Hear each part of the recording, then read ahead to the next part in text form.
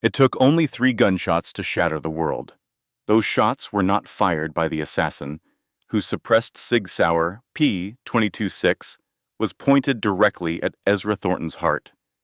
They came from the Waitress. Just 60 seconds before, everything was different. Ezra Thornton, the most powerful and dreaded man on the entire West Coast, was trapped inside the Crimson Orchid's private dining area. His security detail was already down, bleeding onto an expensive Persian rug. The killer's finger was squeezing the trigger. The entire restaurant was frozen in a moment of silent terror. Nobody made a sound. Nobody dared to move, except for her. She was the quiet girl with a stained apron, the one nobody ever noticed as she refilled water glasses. A silver tray crashed to the ground. 3 deafening blasts rang out. The assassin collapsed, and in that instant, every eye in the place turned to the Waitress, who now held a gun that belonged to a dead man. This is a story about the most dangerous choice a woman can make: forgiving the one person she swore to destroy. It will challenge everything you believe about revenge, loyalty, and the price of letting go. Stay until the end, because the twist will change how you see your own enemies. 6 hours before that moment, Nora Sinclair had arrived at the Crimson Orchid, fully prepared for another shift she would immediately forget. The rain in Seattle never truly washes anything away. It only spreads the grime around. That was precisely how she felt walking through the restaurant's back entrance. It was a high-end Italian place where one dish cost more than her monthly rent, and the customers wore suits that were worth more than her own life. She knew she was an outsider here. Philip Hartwell, the manager, with a perpetually sour face, never missed a chance to remind her. "Table 4 needs more water, Sinclair. And for goodness sake, tuck in your shirt. You look like you just climbed out of a trash can." "Understood, Philip." Her voice was empty of emotion, but her hands were shaking under her apron. It was not because of him. It was because this was her 5th job in the last 8 months. When you are trying to vanish completely, staying in one place for too long is a death sentence. The only thing that mattered was that the tips were paid in cash and nobody ever requested identification. But this particular night carried a different energy. It felt heavy and charged, like the stillness right before a thunderstorm. The feeling began when 3 black Escalades pulled up to the curb. A door swung open, and Ezra Thornton stepped inside. Nora was used to seeing wealthy men, from tech moguls to politicians and property tycoons. Ezra Thornton, however, did not carry himself like someone who merely possessed money. He moved as if he owned the very streets of the city. He was tall, with broad shoulders and eyes the color of cold steel, utterly devoid of any warmth. As his gaze swept across the dining room, it rested on her for a fraction of a second. It was long enough for a chill to slither down her spine. Then he dismissed her, looking away as if she were just part of the furniture. A wave of relief should have washed over her. Instead, she felt the words of her father's last letter searing themselves into her thoughts. Thornton. That was the name of the man responsible for destroying every single thing she had ever cared about. If this story has you hooked, make sure to like and share it. Subscribe to our channel and ring the bell so you do not miss what comes next. But you need to understand the central question. Why would a simple waitress with absolutely nothing left to lose risk her own life to save the son of the man who murdered her father? Philip escorted Ezra Thornton and his group to the private room in the back, concealed behind thick, crimson velvet drapes. Nora observed from a safe distance, her fingers gripping the water pitcher tightly. She had to force herself to control the wild, frantic beating of her heart. She had been waiting 9 long years for this very moment. That was 9 years spent in hiding, 9 years of adopting new identities, and 9 years of carrying her father's final letter, which felt like a curse physically pressed against her side. And at that moment, the son of her greatest enemy was seated less than 20 steps from where she stood. Table 7 needs water. Philip's voice cut through the air directly behind her, causing Nora to jump. And do not spill a single drop. This is a very important guest. Is that clear? Nora gave a silent nod and started walking toward the private room, the pitcher clutched in her hand. Each footstep felt as if it weighed 1,000 pounds. She was acutely aware of the small blade concealed in her boot, the one weapon she never went anywhere without. But her plan was not to kill anyone. Not this day. She just needed to see him, to look with her own eyes upon the man who shared the blood of the person who had obliterated her entire world. The private room felt like it existed in its own separate reality. A brilliant crystal chandelier bathed a polished oak table in a warm, golden radiance. 4 men were seated around it, yet only one of them truly dominated the room. Ezra Thornton was positioned opposite the entrance, leaning casually back in his chair with one hand resting on the table. 2 of his bodyguards were stationed just behind him, their eyes in constant motion. The other 2 men were on either side of Ezra. One was older, with silver hair and the cunning eyes of a seasoned fox. The other appeared to be around 45, with sharp, angular features and a stare that was as cold as ice. The silver-haired man was Gerald Whitmore, a face she knew from the countless photographs she had committed to memory. He had been the Thornton family's financial advisor for 30 years. The other man had to be Silas Monroe, Ezra's most trusted subordinate, who was rumored to take care of any unpleasant business his employer wanted to avoid. Nora neared the table, with her head down and her shoulders slightly stooped, adopting the perfect posture of a servant who was meant to be ignored. She started to pour water into the first glass, her hand perfectly stable. 9 years spent living in the shadows had given her absolute control over every single muscle. "The port shipment is short by 20%, Gerald Whitmore stated, his voice low but loud enough for Nora to overhear. "Someone is skimming off the top. I am aware." Ezra's voice was deep and steady, like stones shifting at the bottom of a river. "The real question is, who did it, and why they believe they can get away with it and live." Nora filled the second glass, making sure her hand made no contact with anything but the pitcher and the crystal. She was not there to cause problems. She was only there to gather information. That was all. "There are 3 individuals with access to the shipping manifests," Silas Monroe declared, his voice cutting like a knife. "Raymond, Dimitri, and Chen. One of them is the traitor." "It could not be Raymond," Ezra countered immediately. "He has worked for me since I was 23 years old. His kind of loyalty cannot be purchased." Nora edged closer to Ezra's seat, the pitcher tipping slightly as she moved. She kept her focus entirely on pouring, but her mind was capturing every single word. A mole existed within the Thornton organization. That was interesting. It was information that could prove very useful. Then, her hand moved just 1 centimeter too far, and her wrist grazed the back of Ezra's hand where it rested on the table. His response was instantaneous. Ezra's hand shot out and clamped around her wrist with the crushing strength of a steel trap. Nora gasped, nearly fumbling the heavy glass pitcher. Both bodyguards moved in an instant, their hands already reaching inside their jackets. Silas Monroe bolted upright from his chair with a loud scrape, but Ezra paid them no attention. His focus was entirely on her hand.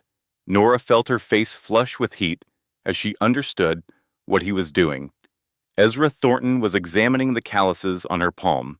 He was studying the toughened skin that came from thousands of hours of training with firearms, knives, and hand-to-hand combat. He was looking at the scar, a faint white line across her index finger. She had gotten that scar when she first tried to take apart her father's Glock at the age of 14 and sliced her finger open.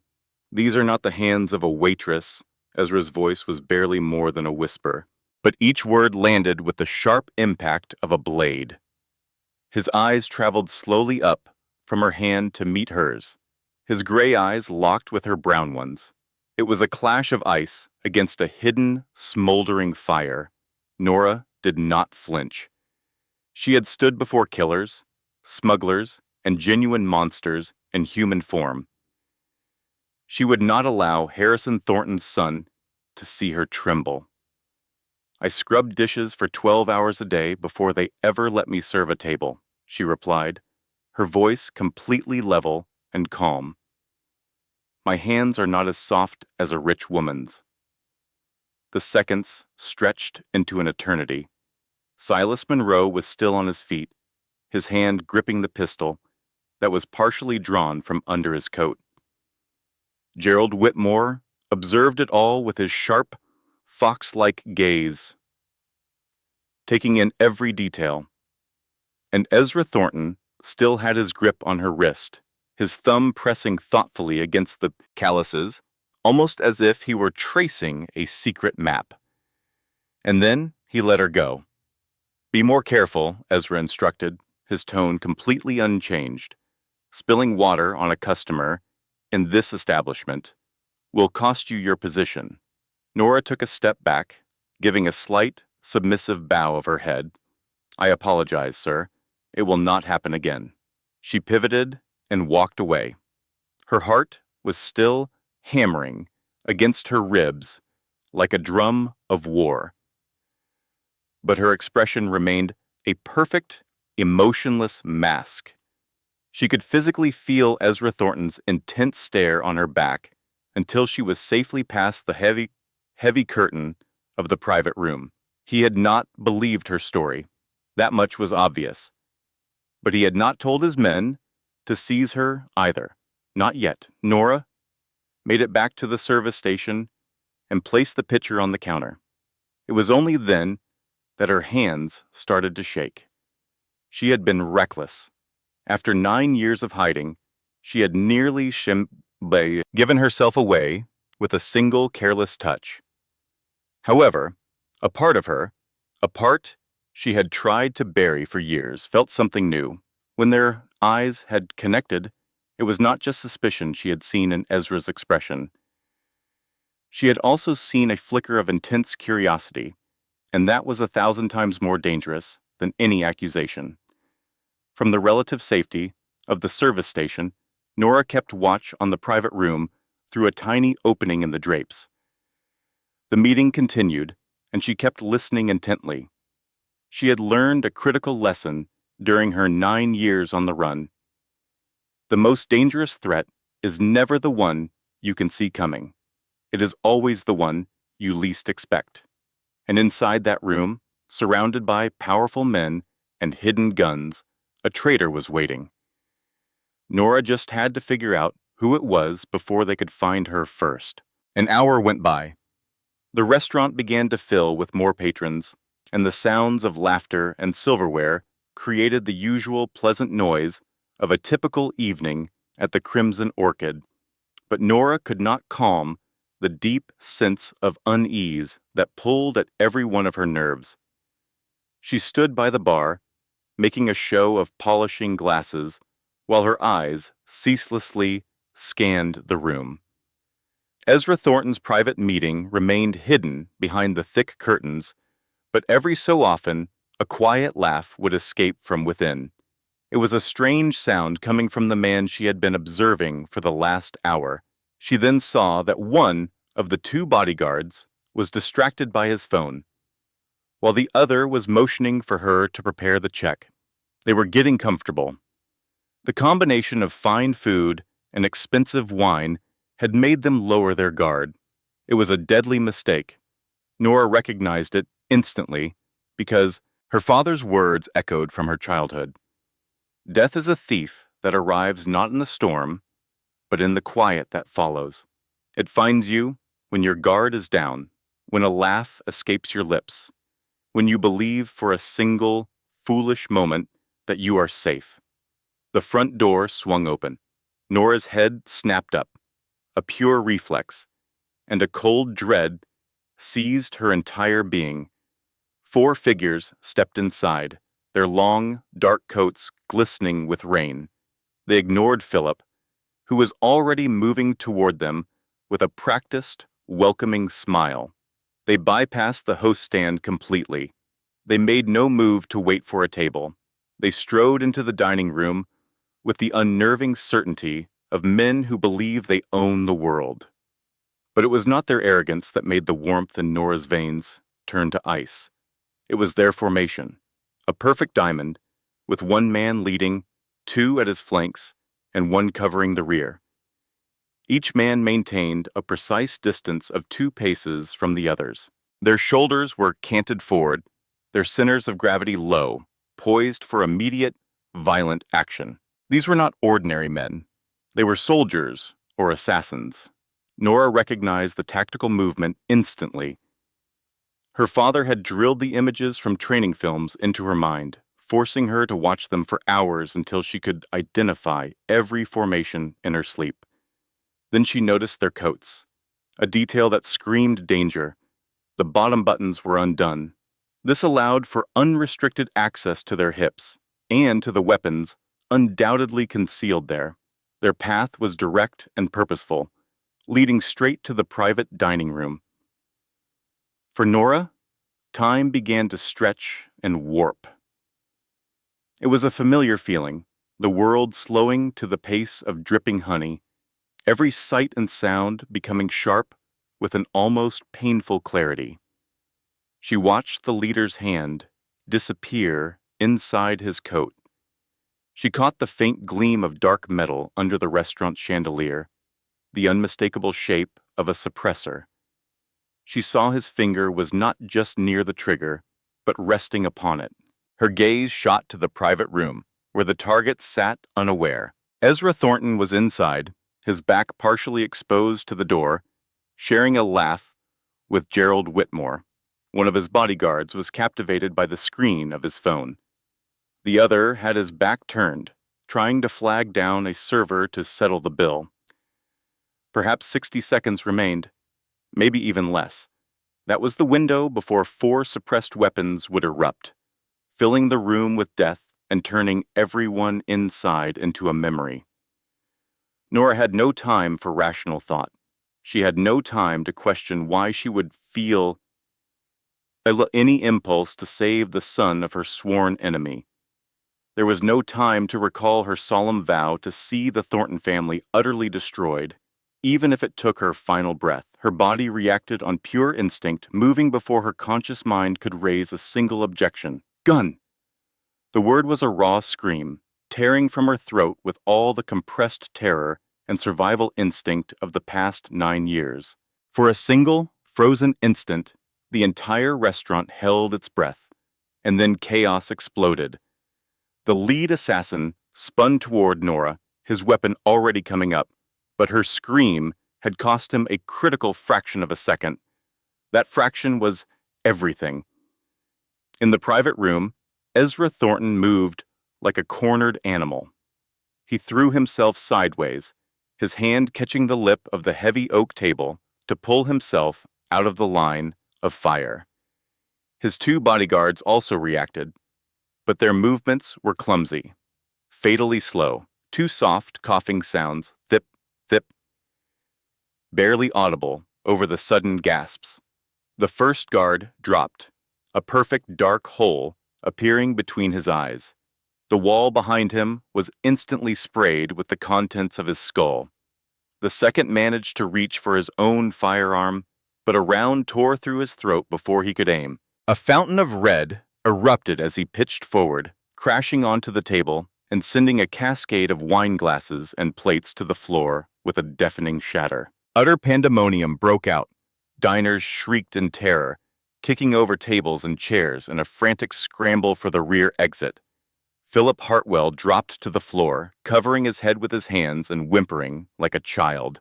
But Nora's focus was locked on the private room. Ezra had managed to upend the massive oak table, creating a makeshift barrier. He was desperately reaching for the pistol that had fallen from his dead guard's hand, but the four assassins were already fanning out, creating an inescapable killing box around his position. Silas Monroe was pressed flat against the carpet. Gerald Whitmore was hiding pathetically behind a single dining chair. And Ezra Thornton, the most feared man on the West Coast, was now trapped against a wall like a hunted stag. He was unarmed. He had checked his firearm at the door as a sign of respect, a deadly courtesy. Nora watched as the lead assassin advanced, his pistol leveled directly at Ezra's heart. The man's finger began to squeeze the trigger, his expression filled with the calm certainty of victory. In that instant, Nora moved. She did not run away from the danger. She ran toward it. Her feet flew across the polished marble, her body staying low, every motion dictated by 9 years of brutal survival training. Her eyes locked onto the fallen guard's pistol, which lay on the overturned table in a rapidly growing pool of blood. She launched into a slide across the floor, her hand closing around the weapon's grip. Her finger found the trigger as if by memory, a memory forged in countless drills with her father, in long, sleepless nights, in a barren apartment, and in nightmares from which she would wake with her hand clenched around a phantom gun. She pivoted on one knee, brought the weapon up, acquired her targets, and fired. She pulled the trigger 3 times. 3 assassins crumpled to the floor in a near-simultaneous collapse. One with a shot to the chest, another through the neck, the third through the temple. The last surviving killer whirled to face Nora, his eyes wide with disbelief as he tried to bring his own weapon to bear on her. But Ezra was quicker. He vaulted over the table he had used for cover, his hands clamping onto the assassin's head from behind. He twisted with brutal force. A sickening, dry crack echoed in the room. Like a thick branch being snapped in two, the assassin went limp, his body dropping to the floor with his neck bent at an impossible angle. A sudden, ringing silence descended. Nora remained in the center of the carnage, the pistol still raised, a thin wisp of smoke curling from its barrel. She could hear the faint screams of guests still fleeing, the approaching wail of police sirens cutting through the city, and the frantic, heavy drumming of her own heart. She realized she was not breathing. She had been holding her breath the entire time. Ezra Thornton straightened up slowly, his cold gray eyes fixed on her. His vest was splattered with the blood of his men, but he made no move to wipe it away. He simply stood there, studying her as if she were an impossible puzzle he was determined to solve. "Who are you?" The words were not a question. They were a command for an answer. Nora lowered the firearm, but kept her grip firm, her finger resting just above the trigger. She was prepared to fire again if she had to. She had just killed 3 men in under 2 seconds. A 4th would not weigh on her conscience. "I'm the reason you're still breathing," she answered, her voice steady to the point of being chilling. Ezra took a step toward her, each footfall landing with the weight of a drumbeat. Behind him, Gerald Whitmore was still trembling behind a chair. Silas Monroe had struggled to his feet, his face ashen, but his eyes were like chips of ice as they scrutinized Nora with open suspicion. "You shoot like a professional," Silas stated, his voice raspy. 3 moving targets, poor lighting, in less than 2 seconds. That's not something a waitress can do. Ezra came to a halt, barely a foot away from Nora. The air was thick with the mixed scent of his expensive cologne, gunpowder, and fresh blood. She could see the muscles in his neck standing out like cords, his jaw clenched so tightly that a nerve twitched under the skin. He was furious. Not because of the attack on his life, but because his life had been saved by a complete unknown, an anomaly he could not control. Give me the gun, Ezra demanded, holding out his hand. Nora stared at it for a long moment. It was the same hand that had snapped a man's neck like a twig, the hand of a true killer. Then again, she had just killed 3 men herself. She was in no position to pass judgment. With deliberate care, she placed the pistol into Ezra's outstretched palm, handle first, a gesture of compliance she did not feel. Ezra accepted it, his intense gaze never breaking from hers. For a terrifying second, Nora thought he might just shoot her right there, that her long journey would end on the bloody floor of a restaurant, killed by the very man she had saved, the son of the man she had sworn to ruin. Just then the back door crashed open. Raymond Walsh charged in with his weapon drawn, followed closely by 4 more men in dark suits. The backup team from the vehicles outside. Raymond's eyes swept the room, taking in the bodies before landing on Ezra with a look of profound relief and horror. "Sir, the police are 3 minutes out. We need to leave, now." Ezra gave a curt nod, but his attention remained entirely on Nora. "You are coming with us," he stated. Nora stood her ground. "I don't see why that's necessary." "That was not a request," Ezra interrupted, his voice as cold and hard as granite. Raymond moved to Nora's side, placing a hand on her shoulder. The pressure was gentle, but it carried an unmistakable message. She had no choice in the matter. She could fight. She could try to make a run for it. But she was surrounded by 6 armed men in a room littered with corpses, and the sound of sirens grew louder with each passing second. She was no fool. Nora allowed Raymond to steer her through the rear exit into a dark alley where black SUVs were waiting, their engines rumbling. The endless Seattle rain continued its downpour, cold and indifferent, rinsing the blood from her hands as she walked. She was guided into the second vehicle and placed opposite Silas Monroe and a still-shaking Gerald Whitmore.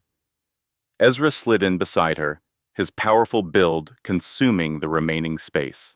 The heavy door slammed shut, and the convoy accelerated away, leaving the Crimson Orchid restaurant to be swallowed by the flashing red and blue lights of the arriving police cruisers. For the first 2 minutes inside the car, there was only the sound of rain beating against the windows and the powerful hum of the engine as they navigated the city streets. Then Silas Monroe finally spoke, his voice cutting through the tension like a shard of glass. "Who was your trainer?" Nora kept her gaze fixed on the window, watching the city lights streak past her reflection like passing spirits. She offered no reply. Silas leaned closer. 3 shots, 3 kills. People don't learn to shoot like that on a weekend range. Are you with the CIA, the FSB, or are you some kind of freelancer? Still, she remained silent. Nora could feel Ezra's stare on her from the side, but he did not speak. He was observing, waiting patiently, like a hunter letting his quarry make the first mistake. "Who sent you?" Silas insisted, his voice hardening. "Was it Koslov and the Bratva? Or were you put in place by the traitor inside our own organization?" Nora did not respond. She focused on her breathing, counting each inhale and exhale. 1, 2, 3. She mentally noted every turn the vehicle made, committing the route to memory in case she got an opportunity to escape. She refused to look at Silas. She refused to look at Ezra. She just watched the rain and thought of her father's final letter, resting in a drab apartment she might never see again. Thornton. The name hammered in her mind like a funeral bell.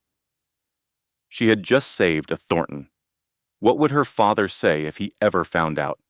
Silas was about to press her again, but Ezra simply raised his hand.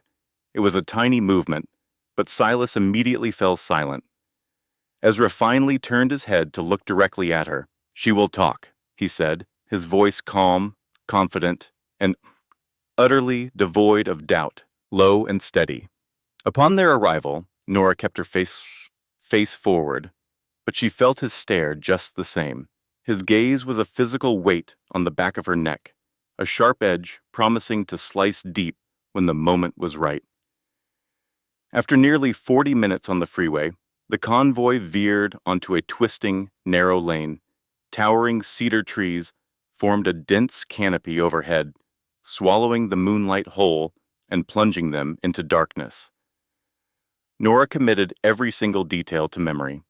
23 kilometers northeast of Seattle's downtown core, 3 separate checkpoints staffed with armed men, an iron fence standing more than 3 meters tall and tipped with golden spikes. A security camera was posted every 50 meters. This place was not a house. It was a private fortress. The Thornton estate came into view around a final curve, and Nora had to consciously fight to keep her expression neutral. It was a castle, built in the Tudor style with walls of gray stone, roofs of black tile, and dozens of illuminated windows that glittered like predatory eyes in the gloom. The front lawn alone was more expansive than the entire apartment complex she had called home, featuring a grand marble fountain and perfectly manicured rose gardens. This estate was built on a foundation of money, influence, and blood. The vehicles pulled to a halt before the imposing main gate. Raymond opened her door, and Nora slid out. The earlier rain had ceased, yet the air was still cold and heavy with dampness, making it feel as if the entire city was holding its collective breath. She analyzed the area with the practiced gaze of a soldier surveying a new battlefield. She counted 12 guards in plain sight, which meant at least double that number were concealed in the shadows. There were 3 viable escape routes, and every one of them was monitored by cameras. The second-floor windows were accessible, but only with a rope. The eastern wall was shorter than the rest by roughly half a meter. She had no intention of running. Not at this moment. But the survival instincts honed over 9 years of being hunted did not simply disappear. Ezra emerged from the last vehicle in the convoy. Someone had given him a black coat to replace his blood-soaked vest. He paid Nora no attention, instead walking directly to the massive front doors with the confident gait of a man who believed the world belonged to him. "Take her up to my study," he commanded over his shoulder, adding, "and have Dr. Coleman see to Gerald's injury." Raymond gave a slight nod. He placed a gentle hand on the small of Nora's back, steering her in Ezra's wake. Silas Monroe trailed them, so close that she could feel his breath on her neck. A constant reminder that her every move was being scrutinized. The mansion's interior was even more intimidating. The Great Hall featured a ceiling that soared more than 10 meters high, from which hung an enormous crystal chandelier. A sweeping marble staircase spiraled gracefully to the second floor. The walls were adorned with large oil paintings, mostly of European countrysides and portraits of men with hard, unforgiving eyes. These were the Thornton ancestors, she surmised, the men who had forged an empire from the broken lives of others. They proceeded down a long hallway with gleaming oak floors, made a left turn, and paused at a heavy mahogany door. Raymond pulled it open and then stood back. As Nora walked through the doorway, she felt as if she were entering a predator's den. Ezra Thornton's private study was as spacious as the entire apartment Nora had once lived in. Towering shelves, filled with antique books, lined the walls from floor to ceiling. A large desk made of black walnut was positioned in front of a wide picture window that looked out onto the back garden. A fire crackled in a nearby stone fireplace, its flames casting flickering, ghostly shadows across the room. And there, on the wall directly across from the entrance, mounted above the fireplace, was a massive oil portrait. Nora stopped dead in her tracks. Her heart stuttered, then began to pound against her ribs. with a force that felt like it might break them. The painting showed a man in his early 60s with silvering hair, sharp facial features, and a gaze that was both cold and intensely arrogant. He wore a black suit and stood before a window, one hand resting on the back of an ornate chair, the pose of a king surveying his dominion. Harrison Thornton. The recognition was instantaneous and absolute. She had spent 9 long years studying that face, burning every line and shadow into her brain. She had sworn an oath on her father's grave to hunt down and utterly destroy the lineage of the man responsible for his death. And here she was, standing in the very home of his son, just moments after saving the life of the man she had vowed to eliminate. My father. Ezra's voice cut through the silence from behind her, causing Nora to spin around. He was at the liquor cabinet, pouring whiskey into a pair of crystal tumblers. Harrison Thornton passed away 5 years ago. It was lung cancer. He motioned to an armchair that faced the desk. Sit. Nora remained standing. Her eyes darted between the portrait and Ezra, a storm of emotions raging inside her that she struggled to conceal. There was hatred and pain, but also something more complex she refused to acknowledge. I said sit. Ezra placed one of the whiskey glasses on the desk for her. It was not a request. Nora stared at the glass, then lifted her gaze to meet his. That was a serious mistake. The instant their eyes locked, she understood that Ezra Thornton was not simply asking for her identity. He was attempting to peer directly into her soul. She sank into the chair, not because she was obeying his command, but because her legs had suddenly lost their strength. Ezra occupied the chair across from her, holding his own glass of whiskey. The firelight from the hearth illuminated one side of his face, casting it in shifting, dancing shadows. In that light, he bore a chilling resemblance to the portrait of his father. You handle a gun like someone who has fired thousands of rounds, Ezra observed, his tone measured and deliberate. You move with the efficiency of someone with military experience, and you have calluses on your hands that no waitress should possess. He leaned in, resting his elbows on his knees. So, I will ask you one more time. Who are you? Nora reached for the whiskey glass, not because she desired a drink, but because she desperately needed a moment to gather her thoughts. She could fabricate a lie, create a backstory about time in the army, or years working for a private military contractor. Anything to account for her skills while hiding the real reason. But she was exhausted. It was a weariness born of 9 years on the run, 9 years of deception, 9 years of carrying a burning hatred that felt like a stone chained to her soul. And perhaps, just perhaps, it was finally time to let that stone sink. My father was a mercenary, she stated, her own calm tone taking her by surprise. He taught me how to shoot when I was 10 years old. He taught me how to fight when I was 12.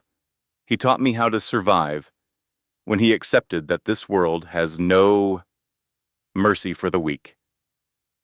Ezra made no movement. He gave no reaction. He simply waited for her to continue. He died when I was 19, Nora said, her eyes now locked on the portrait of Harrison Thornton. It was during a job in Beirut. His own team left him behind. He was betrayed by the one man he trusted above all others. She slowly lowered her gaze back to Ezra. My father's name was Jack Sinclair. Ezra's response was almost imperceptible, a change so small that most would never have noticed it. But Nora had dedicated 9 years of her life to observing people, to reading them, to searching for the faintest trace of a lie. She saw the muscle in his jaw clench, saw his pupils dilate by a fraction of a millimeter, saw his fingers tighten ever so slightly on his glass. He recognized the name. Sinclair, Ezra repeated, his voice barely more than a whisper. Jack Sinclair. In that moment, she saw a flicker of something in his eyes. It was not surprise. It was recognition, and it was followed by something that looked disturbingly like guilt. He knows, Nora realized, and a wave of pure hatred washed over her so intensely that she had to grit her teeth to stop from screaming. He knows exactly what his father did, and yet he lives in this palace, sips his expensive whiskey, and walks around as if he rules the world. "So that's it," Ezra said, setting his glass down on the desk with slow, careful precision. "You came to the city to kill me." It was not a question. It was a statement of fact. Nora offered no denial. She simply met his gaze and allowed the heavy silence to answer for her. There in the firelit study, with the portrait of Harrison Thornton hanging over them like a judgmental ghost, two mortal enemies sat across from one another, both bearing deep scars the other could not begin to comprehend. Ezra was quiet for so long that Nora began to brace herself, certain he was about to call his guards and have her executed on the spot. But instead, he stood up, returned to the liquor cabinet, and poured another measure of whiskey. This one was only for him. He tossed it back in a single gulp, then stood with his back to her, staring up at the painting of his father. When he spoke again, his voice had changed completely. The cold control was gone, replaced by something deeper, heavier, as though each word was weighted down by years of buried secrets. "My father was a monster," Ezra said, his back still turned. "I knew it even when I was a boy. I saw the way he treated my mother. I watched him ruin anyone who was brave enough to challenge him. I saw how he built this entire empire on the blood of others and had the nerve to call it business." Nora did not move a muscle. She did not trust him. She could not afford to trust him. But she listened intently, because this was the confession she had sought for more than 9 years, a truth that had always remained just beyond her grasp.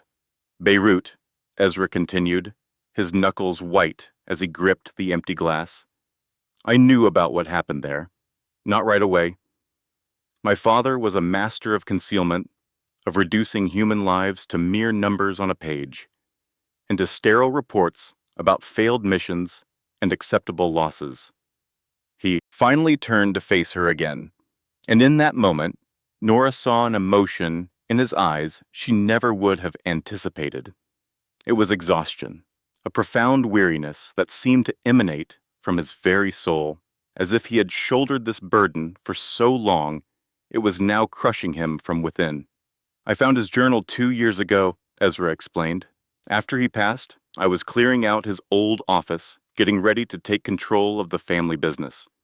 I discovered a safe, concealed behind a painting in his bedroom.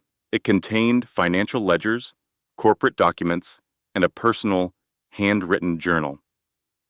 He stopped, swallowing with difficulty, as though the words he was about to say were the most painful of his life. Beirut was not a failed operation. It was an intentional sacrifice. My father sold out the entire team just to protect a valuable shipment. 6 men, 6 fathers, husbands, and sons. He let them be slaughtered like disposable pieces in his private game. And Jack Sinclair, your father, was among them. The confession hit Nora with the force of a physical blow, stealing the air from her lungs. She had always known her father was the victim of a betrayal. She had always known Harrison Thornton was the man behind it. But to hear the brutal truth, confirmed by his own son, was a shock she was completely unprepared for. She shot to her feet so fast that the heavy armchair toppled over behind her. Her hands were shaking, not from fear, but from the uncontrollable rage that was surging through her entire body. "He knew," she hissed through clenched teeth, her voice trembling. "He knew everything, and you did absolutely nothing. You stayed in this house.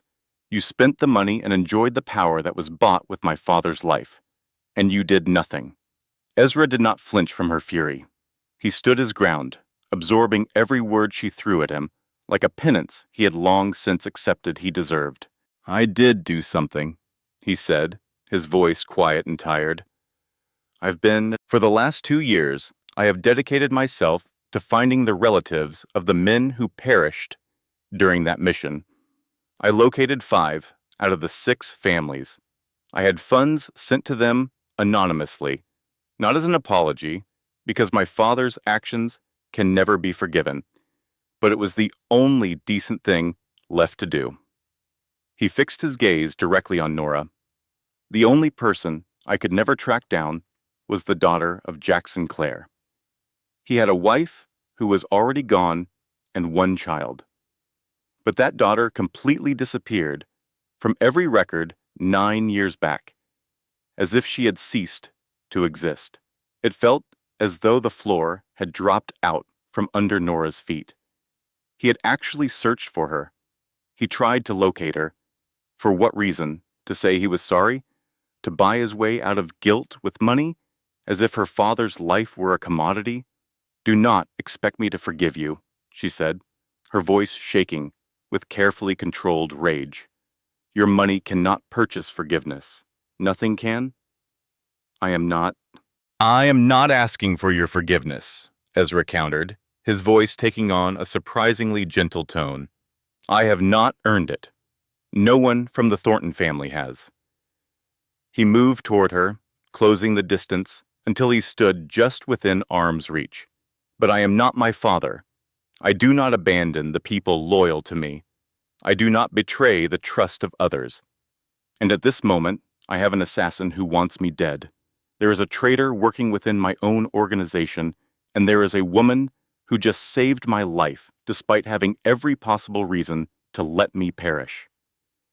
He inclined his head, the fire in the hearth reflecting in his gray eyes. "So I must ask you, Nora Sinclair, what made you save me?" Nora's mouth fell open, but no answer came out, because she honestly did not have one. She had no idea why instinct had taken over instead of letting the killer eliminate her foe. She could not explain why in that critical instant she made the choice to intervene rather than allowing destiny to unfold. Perhaps it was because her father had raised her to believe that all life was sacred, regardless of whose it was. Maybe she refused to become the same type of monster that Harrison Thornton had been. Or maybe, just maybe, it was because when she had met Ezra Thornton's gaze in the restaurant, she had not seen his father at all. She had seen a completely different man. The door flew open with a violent crash, destroying the electric tension between them. Silas Monroe rushed in, his face ashen, and his normally cold eyes now showing a flicker of real alarm. "Sir, we have it confirmed," he said, his words coming out in gasps as if he had sprinted from the other side of the compound. "Our contact inside the Bratva just verified it. The order for tonight's attack came from Victor Klov." Ezra pivoted, the exhaustion in his expression instantly replaced by something far colder and more lethal. "Klov," he uttered, the name tasting like poison on his tongue. "That Russian bastard has finally made his move." "He wasn't working by himself," Silas added, shooting a tired look in Nora's direction. "Someone from inside our operation gave him the intel. Your itinerary for tonight, the placement of the guards, every single detail." "So, the mole you are looking for," Nora stated with unsettling calm, "is not just stealing from your shipments. This person wants you eliminated." Ezra glanced at her, a hint of genuine curiosity in his expression. He then gave a slow, deliberate nod, as if he had just made up his mind about something important. "She is staying," he announced to Silas. It was not a suggestion, it was a command. "Prepare a room for her in the East Wing. Effective immediately, she is to have unrestricted access to the estate." Silas looked stunned. "Sir?" She openly admitted she was here to kill you. She is the daughter of... "I am aware of who she is," Ezra interrupted, his voice like ice. "And I am also aware that she had a perfect opportunity to watch me die tonight and decided against it. That alone makes her more reliable than half the people currently in this house." He shifted his focus back to Nora, their eyes locking in another charged stare. It seems we now share a common adversary, Miss Sinclair, and I suspect your particular talents will prove quite valuable in the near future. Nora was not sure what compelled her to nod in agreement. She had no idea what kind of treacherous path she was committing to by remaining in the heart of her enemy's domain. But she was certain of one thing. The rules of the game had fundamentally changed, and she no longer knew which ones she was supposed to be following. 3 days went by within the walls of the Thornton estate, and Nora dedicated nearly all of that time to observation. She watched the staff glide about like phantoms, utterly silent and unseen. She observed the security details rotating every 8 hours, with a minimum of 12 guards on duty at all times. She watched Raymond Walsh give his morning report directly to Ezra, his loyalty as fierce as a watchdog's, and she watched Silas Monroe.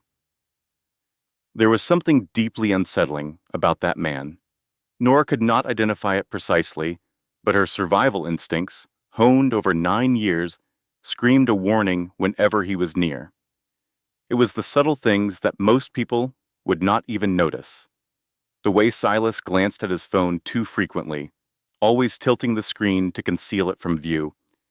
The slight tensing of his muscles whenever Ezra spoke of catching the traitor.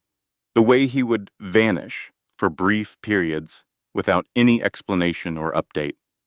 And most revealing was the way he now looked at Nora.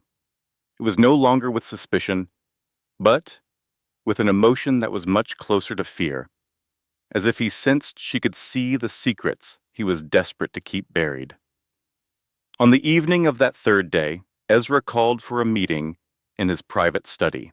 Silas, Raymond, Gerald Whitmore, and 3 other men Nora did not recognize were gathered around the massive conference table.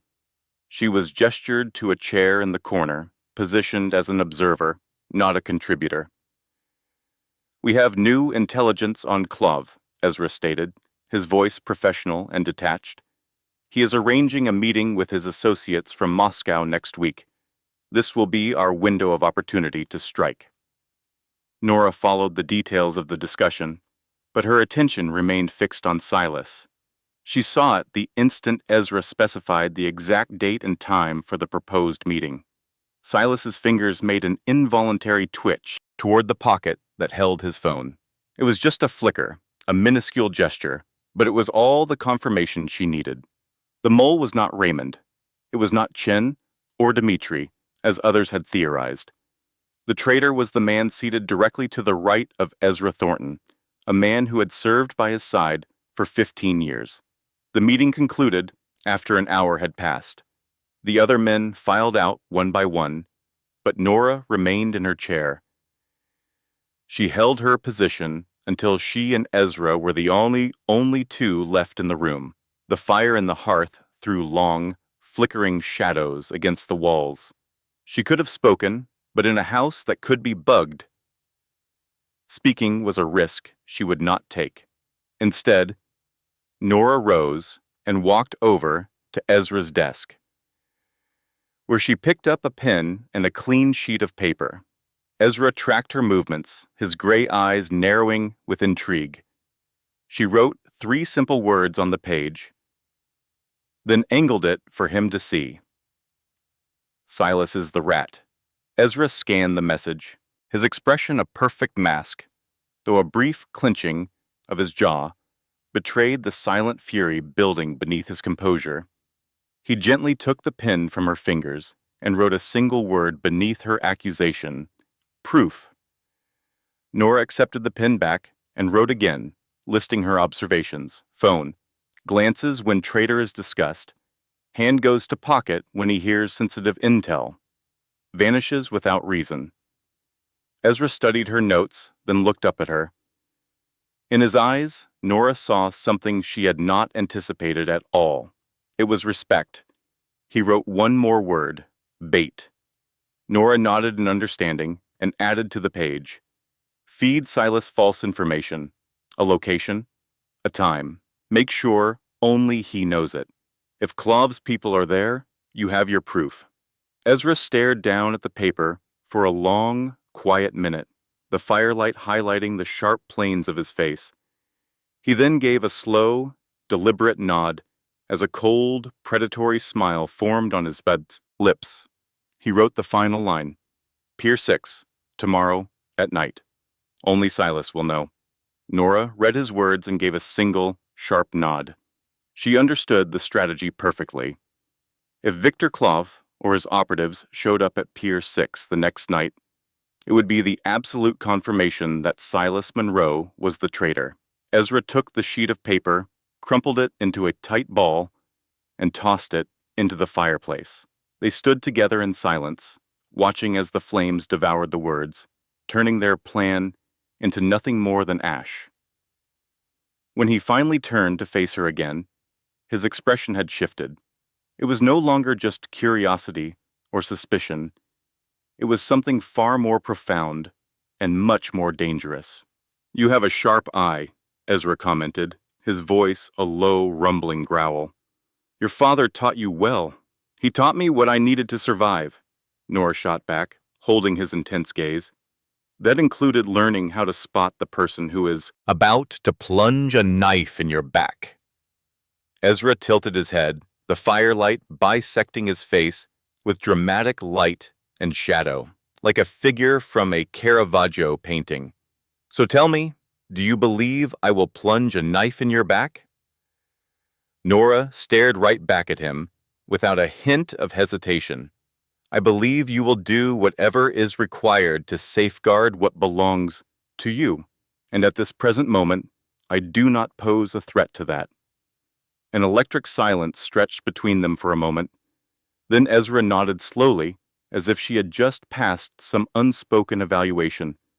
"Tomorrow night," he declared, "you will be right beside me." It was not an invitation or a request, but a statement of fact, and Nora, fully aware that she was choosing to walk straight into a war zone, simply nodded. The next evening, Ezra commanded Nora to remain behind at the estate. "It is too dangerous," he stated. "If this is a setup for Silas, it could just as easily be a setup for every single one of us." Nora gave a compliant nod without arguing. She patiently waited until the entire convoy had passed through the main gates, and the red glow of the Escalade's taillights disappeared beyond the dense line of cedar trees. Only then did she begin to move. She had committed the guard rotations to memory over the past 3 days, and knew a 12-minute window existed between patrols, leaving the southeast corner of the garage completely unobserved. She knew the final vehicle in the procession, an equipment van, had a cargo door that could not be locked from the inside. And she knew the journey to Pier 6 would take approximately 35 minutes. She moved through the encroaching darkness like a shadow, expertly avoiding the security cameras, slipping past the guards, who were smoking near a side entrance. She climbed into the back of the van, settled herself among the cold metal equipment cases, and became perfectly still. The vehicle rumbled to life 5 minutes later. Nora began to mark the passage of time in her mind. She felt every single turn, each surge of acceleration and every moment of deceleration, counting her own breaths. 1, 2, 3. Her thoughts turned to her father and the lessons he had taught her about patience, how to wait for the perfect moment, how to become an extension of the darkness itself. "The most effective predator is not the swiftest," he often told her. "It is the one who understands precisely when to remain still and when to attack." The van finally rolled to a stop. She could hear doors creaking open, the sound of heavy boots on concrete, and the howl of the bay wind carrying the scent of salt and engine oil. She waited an additional 5 minutes, giving everyone time to get into position before she carefully pushed the door open and slid out into the night. Pier 6 after dark was a confusing labyrinth of stacked shipping containers. The silent cranes stood like enormous skeletal figures against the sky. The darkness was so complete that it was only broken by the faint glow of distant yellow lamps. A thick fog was rolling in from the water, swallowing everything more than 50 meters away. Nora began to move. She moved between the shipping containers, guided by the sound of voices and the sweep of flashlight beams. From the top of a tall container, she found a perfect vantage point, a hidden spot where she could observe the central yard. Ezra was down there, flanked by Raymond and 4 guards. Their flashlights sliced through the darkness. Standing a short distance away was Silas Monroe, his hands buried in his pockets. He tried to appear calm, but his restless eyes gave away his anxiety. 10 minutes stretched into 20. Absolutely nothing happened. Raymond's patience wore thin. He suggested that maybe their information was bad, or that Claude had sensed the trap. Ezra offered no reply. He remained as still as a statue, his gray eyes scanning the shadows with the deep patience of a true hunter. And then the world exploded into chaos. Headlights from 3 directions ignited, blinding them with brilliant light. Engines roared to life, and dozens of armed figures emerged from the fog, their weapons raised. Claude had not come by himself. He had brought an entire army. The night erupted with the sound of gunfire. Bullets screamed through the air, and the clang of metal, striking metal, echoed everywhere. Cries of pain and the screams of the wounded filled the yard. Raymond quickly pulled Ezra behind the cover of a container, drawing his own weapon to return fire. 2 of their guards fell almost instantly, their blood spreading across the wet concrete. Nora pulled the Glock she had concealed at her waist, the gun she had taken from her room before she slipped out. She knew her ammunition was limited. She only had 2 magazines, but she wouldn't need a lot. She just needed enough to stay alive. She dropped down from the container and moved like a phantom through the chaos of the battlefield. She shot a gunman who was aiming at Raymond, the bullet tearing through his shoulder and sending him to the ground. She dodged a spray of automatic fire, rolled hard across the ground, and kept pushing toward Ezra. That is when she saw it.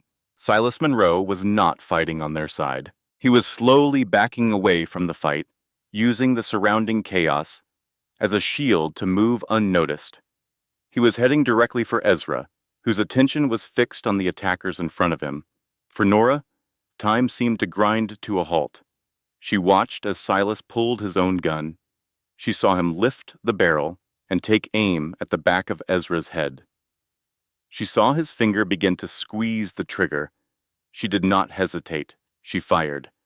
Her bullet slammed into Silas's right shoulder, knocking the gun from his grasp. He collapsed to the ground with a scream, his left hand desperately trying to stop the flow of blood. Ezra spun around, his gray eyes wide with shock, when he saw Silas on the ground, the traitor's weapon just feet away. Then his gaze found Nora, standing 10 meters away, her Glock still smoking. In that single moment, the sounds of the battle seemed to vanish, leaving only the 3 of them: the betrayer, the son of her enemy, and the woman with the gun who could destroy them both. Silas hissed through his teeth, staring directly at Nora. He asked, "Who are you?" Then he snarled, "She is Jackson Clare's daughter. Did you realize she came here to kill you, not to protect you?" Ezra remained perfectly still. He just looked at Nora, waiting to see what her next move would be. This was her chance to shoot him. The angle was perfect. Silas was wounded and on the ground. Raymond was occupied somewhere else in the fight. In the middle of all this confusion, nobody would ever know the truth. She could finally grant her father's last wish. She could end 9 years of waiting with one single pull of the trigger. She lifted the gun, aiming it straight at Ezra's chest. He did not try to run or plead for his life. He simply stood there and met her gaze with gray eyes that held absolutely no fear. She thought of her father, of the nights they spent by the fire, when he told her stories about the men he served with. He taught her about honor, about loyalty, and about how to look into a man's eyes to see who he truly was. My father did not shoot men in the back, Nora said. Her voice shook just a little, but her hand was perfectly steady. He did not kill men who were fighting to defend their own people. She slowly lowered the weapon. Your father betrayed my father, but you are not him. Silas let out a rough laugh that quickly turned into a cough, spitting blood as he called her a fool. Ezra still did not speak a word. He took a step toward Nora, stopping just an arm's length away from her. The distant headlights illuminated his face, and she saw an expression in his eyes that she never would have anticipated. It was not anger or mistrust. It was respect, and maybe, just maybe, a hint of gratitude. The sounds of gunfire still echoed around them, along with screams, running feet, and roaring engines. But in that brief moment, the two of them stood motionless, as if the entire world had frozen around them. We need to leave, Ezra said in a low, urgent voice. He glanced over at Silas, who was groaning on the ground. He shouted for Raymond to bind the traitor, declaring that Silas would answer for his actions. Then he faced Nora again and offered her his hand. Come with me. Nora stared at his hand, the hand that belonged to her enemy's son, the hand of the man she had promised herself she would kill. And she took it. She took it because, on that blood-soaked night, surrounded by bodies and bullets, she made a decision. She chose not to become the kind of monster that Harrison Thornton had been. She chose forgiveness, not because Ezra had earned it, but because she deserved to be free from her own hatred. They ran together through the maze of wet containers, dodging bullets and fallen bodies until they found a vehicle that was still functional. Ezra took the wheel, and Nora got into the passenger seat, her Glock ready in her hand. Behind them, Pier 6 was burning, smoke pouring into the night sky as the wail of police sirens grew closer, but they were already gone. As the lights of the city glittered on the horizon, Nora understood that her entire world had shifted. She was no longer the girl who was running from her history. She was now someone who chose to stand her ground and fight back. The car sped through the deserted streets of Seattle. The street lights slid past the windows, creating blurred streaks of yellow. Nora didn't bother to ask about their destination because she was too deeply exhausted to even form the question. The adrenaline had completely abandoned her system, leaving only a profound weariness. A dull ache began to throb from the bullet that had grazed her left arm, an injury she had not even realized she had, until blood started to soak through her sleeve. Ezra drove in complete silence. His jaw was tight, and his eyes were locked on the road ahead. He was injured as well, with a cut on his forehead that was still bleeding, but he seemed completely unconcerned by it. They exited the main thoroughfare, turning onto a narrow road that led down toward a private marina. The yacht that was moored at the end of the dock was not as grand as Nora might have pictured. It was only about 12 meters long. Its white paint had yellowed from time and weather, and rust was starting to bloom along the edges of the deck. This was not the vessel of a billionaire. It was the hideout of a man who understood that sometimes you simply had to vanish. This is my safe place, Ezra explained as he cut the engine. No one knows about it, not even Silas. They climbed aboard, and Nora's legs nearly gave out as her foot landed on the deck. Ezra caught her immediately, his arm wrapped around her waist with a gentleness she had not expected from a man she had seen snap an enemy's neck with his bare hands just days before. He led her down into the lower cabin, a small space furnished with a single bunk, a collapsible table, and a storage locker. The air inside was heavy with the smell of engine oil and seawater. A fluorescent light overhead flickered a few times before it finally stayed on, bathing the small room in a cold, sterile glow. "Sit down," Ezra commanded, his tone leaving no room for refusal. She sat on the bunk's edge as he rummaged inside the locker and retrieved an old, worn first aid kit. He pulled a small chair across the floor and sat directly in front of her. He opened the kit and began to prepare. "Take off your jacket," he instructed. Nora made an attempt, but a sharp pain made her hiss through her clenched teeth. Ezra did not wait for her to try again. He carefully slid the jacket from her shoulder, revealing the arm where blood was still slowly seeping from the wound. The bullet had only scraped her. It had not embedded itself in her flesh, but the injury was deeper than she had initially believed. "This is going to sting," Ezra warned her, just before he poured antiseptic directly onto the open wound. Nora gritted her teeth and refused to make a sound. She had survived far worse pain than this. 9 long years had taught her how to swallow her pain, how to transform it into something she could manage. Ezra worked without speaking, his large hands surprisingly gentle as he expertly wrapped a clean bandage around her arm. She watched him, noticing the focused crease between his eyebrows. She saw the dried blood on his forehead that he still had not bothered to clean away. "Why did you follow me?" he asked, his eyes still on his work. She replied, "Because I had a feeling you would need backup, and because I am not good at waiting around." Ezra stopped what he was doing and finally looked up at her. The harsh fluorescent light made the angles of his face seem sharper and intensified his gray eyes as they searched her own. "You have saved my life 3 times in just 1 week, he stated very deliberately. "You saved me at the restaurant when you warned me about Silas, and you saved me again tonight."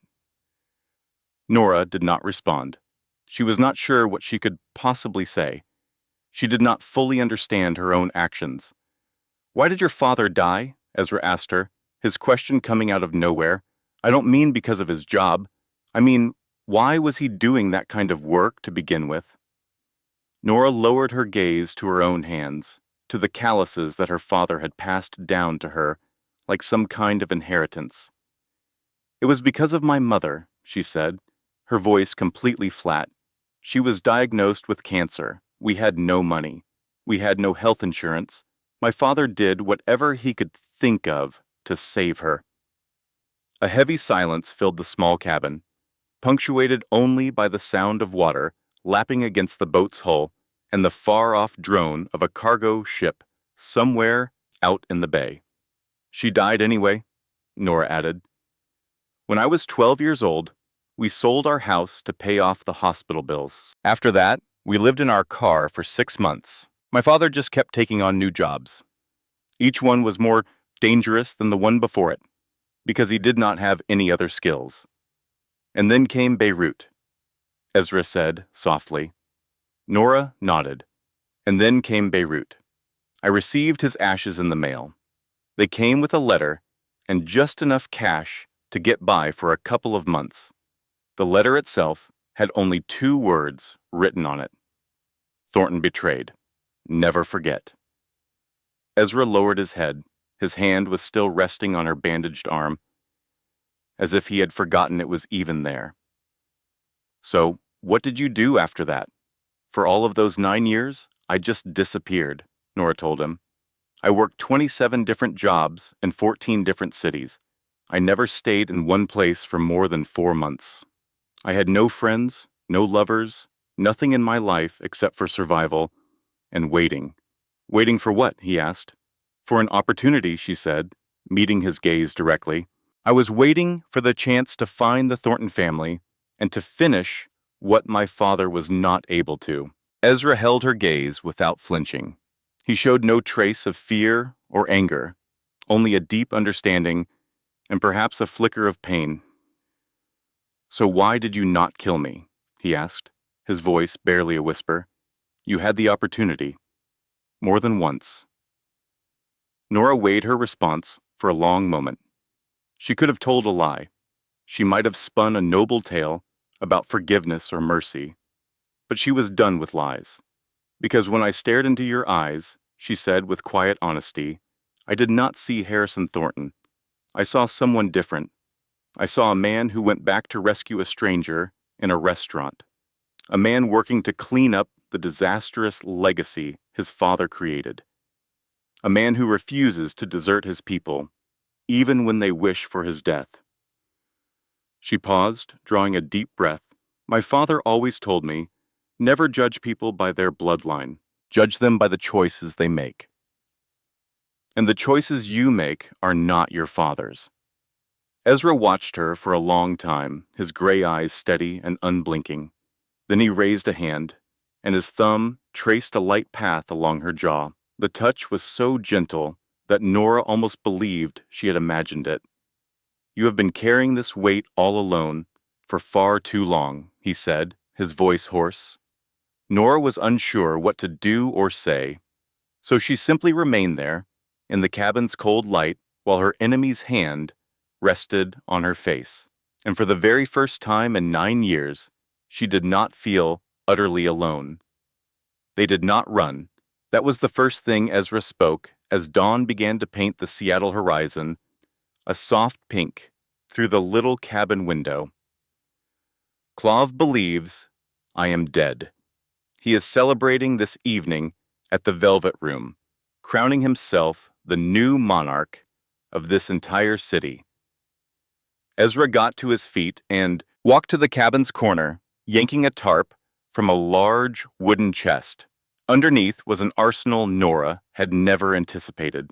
There were handguns, submachine guns, stun grenades, sets of body armor, and enough ammunition to supply a small tactical unit. Backup supplies, Ezra clarified when he noticed her staring, for the end of the world kind of days. Nora examined the weapons, then her gaze returned to him. You are planning to go alone? He gave no answer, instead starting to inspect each firearm with the practiced ease of a person who had done it 1,000 times before. You can remain here, he said, his eyes still on his work. You have done enough, far more than enough. Nora stood up, pushing past the dull throbbing in her bandaged arm. She moved to his side, lifted an MP5, and checked its magazine. I have been on the run for 9 years, she stated evenly. I am tired of it. Ezra stopped and finally looked at her. In the pale morning light, his expression softened, losing its cold stillness and shifting to something that resembled admiration. You are aware this could be a one-way journey. I am aware, Nora replied, as she snapped the magazine firmly into place. But if I am going to die, I want to die fighting, not hiding. Ezra gave a slow nod. A faint smile appeared on his lips. It was the first one she had ever seen that was not cold or filled with mockery. Your father would have been proud. Nora did not know how to respond, so she said nothing at all. She continued her preparations, sliding 2 extra magazines into her belt and placing a stun grenade inside her jacket pocket. The Velvet Room was the glittering prize of the Russian district, a decadent nightclub inside an old building that had once been a textile factory. Red neon light spilled from every single window. The bass throbbed out into the street like the pulse of a sleeping giant. Nora and Ezra got there at 11 p.m. The club was at its peak, filled with people, so they avoided the main entrance. They slipped through the rear alley, where a pair of guards were smoking near the fire escape. The men had no time to react. Ezra moved like a phantom, quick and completely silent, taking them both down before either could even raise a hand. Nora followed him, stepping over their motionless forms without breaking her stride. Inside, the music was an almost physical force. Strobe lights shattered the scene into disjointed frames from a silent movie. Nora scanned the crowd and spotted him. Victor Klov was seated on the second floor VIP balcony, watching the dance floor like a ruler surveying his kingdom. He wore a white suit, held a champagne flute in one hand, and had a cigar between his fingers. More than a dozen gunmen flanked him, all of them armed, all of them intoxicated on a victory they thought was already won. 14 visible shooters, Nora murmured close to Ezra's ear, so near their skin almost touched. Possibly more in the back. Ezra nodded, his gaze fixed on Klov. You take care of the lower level. I am going up. They melted into the crowd, separating. Nora moved toward the stairs. Ezra began circling around the bar. She counted her breaths. 1, 2, 3. She held her position. And then the music stopped. An abrupt silence fell over the club like a thick, heavy shroud. A wave of confusion spread through the patrons. And then Ezra walked onto the center of the dance floor. He wore a black shirt, its sleeves rolled up to his powerful forearms, looking terrifyingly calm among the frozen crowd. Victor, Ezra's voice echoed through the room, without a microphone, sharp and deadly. You are sitting in my seat. On the balcony, Klov leaped to his feet. His champagne glass shattered on the ground. The cigar tumbled from his trembling fingers. Thorn, Klov gasped, his face losing all color, as if he were seeing a ghost. You are meant to be dead. I am something worse than death, Ezra responded coolly. I am the landlord, and you are being evicted.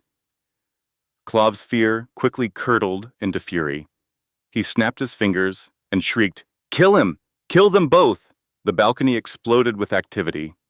Weapons were raised, all pointing down at the floor, and Nora made her move. She slid across the polished dance floor, flipping a heavy oak table to use as cover, just as the first bullets tore through the air above her head. Wood chips flew, but the table held. Ezra launched himself over the bar. He had twin, suppressed pistols in his hands. He came up and fired with brutal accuracy.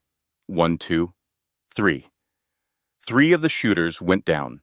Nora rested the MP5 on the table's edge and fired controlled bursts toward the staircase, pinning down the men who were trying to rush the main floor.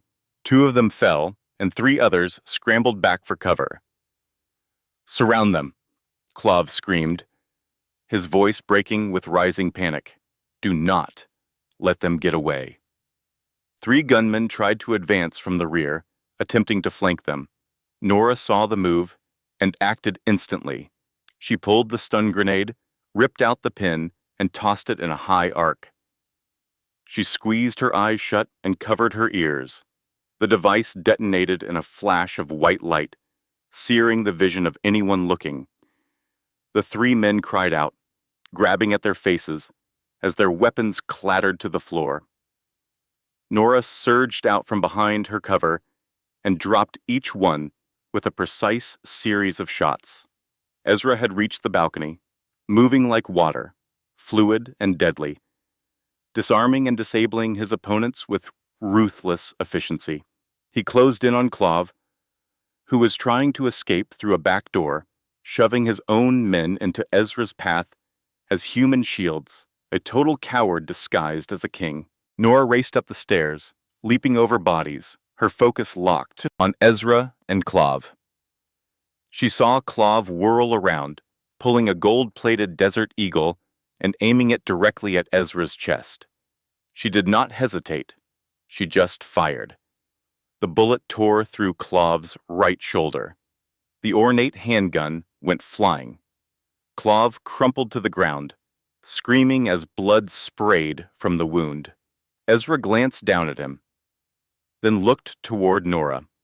She was standing on the bar below them, her Glock still raised, with smoke curling from the barrel 50 feet away in the chaotic room. A direct hit. She lowered the weapon and gave a slight nod. Your turn. Ezra seized Klov, who was crawling desperately toward the exit and leaving a dark smear on the red velvet carpet. He dragged him to the balcony railing. Below them, horrified guests stared upward. "Please," Clav begged, tears streaming down his face. "I will give you millions. I will get out of Seattle. I promise." Ezra kicked the golden gun away and stared into Clav's eyes, his own gray gaze colder than ice. "You made an attempt on my life," he said, his voice flat and devoid of emotion. "I could overlook that.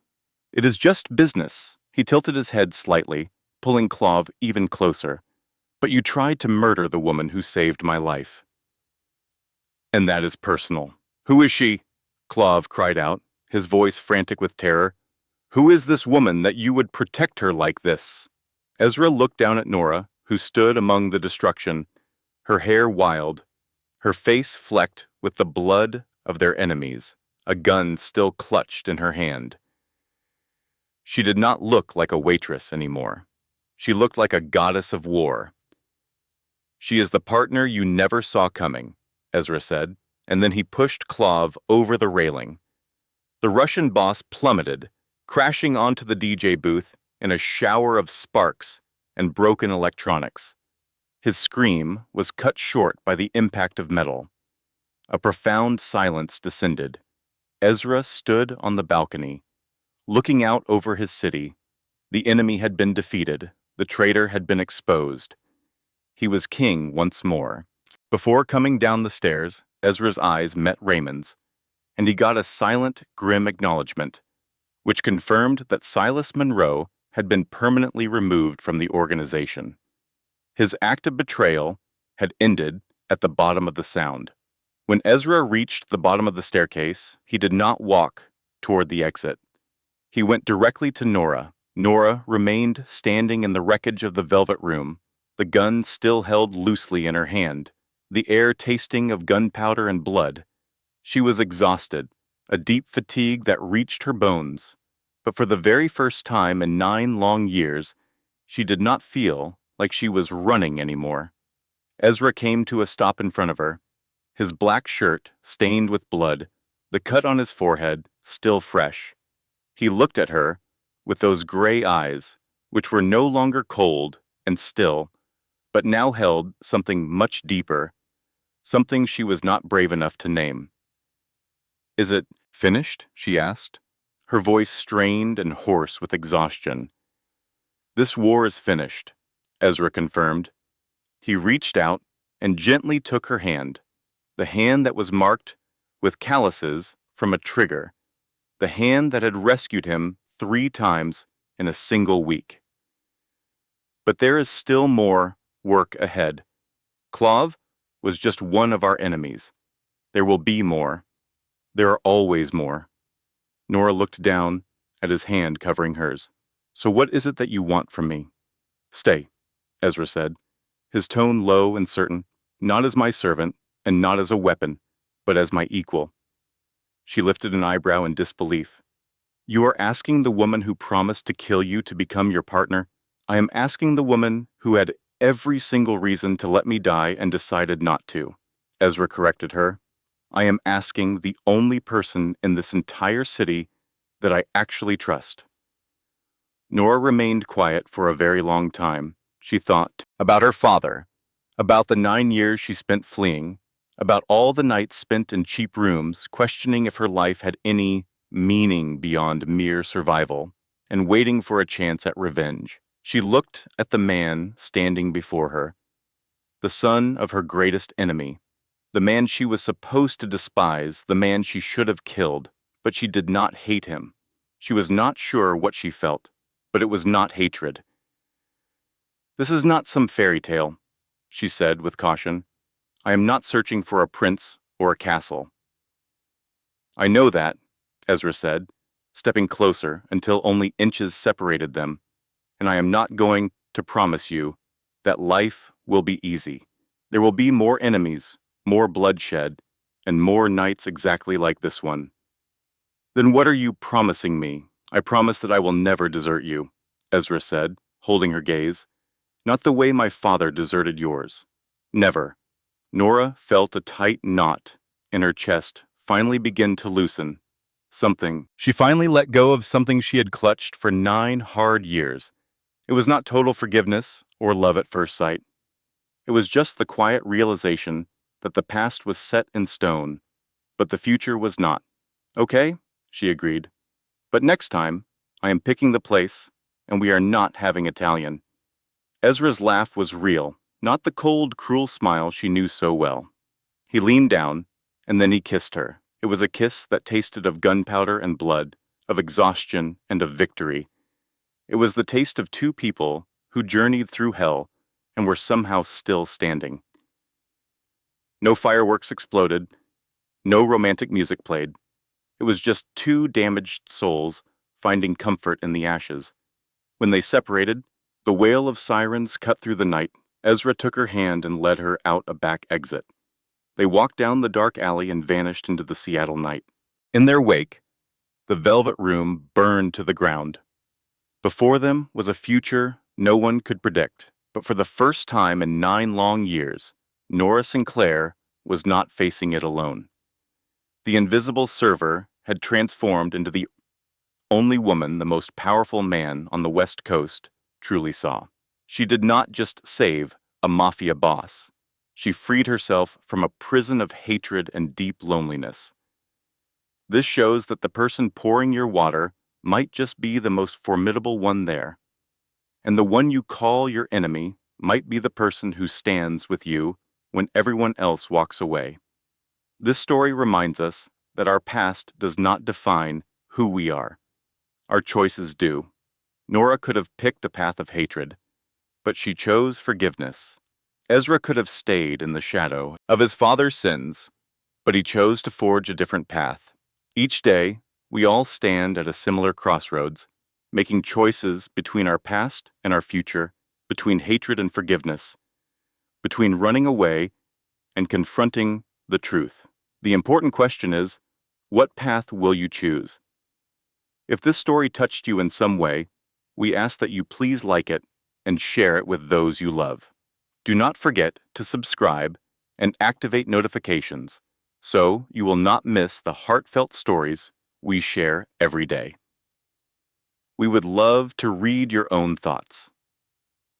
If you were Nora, do you think you could forgive Ezra?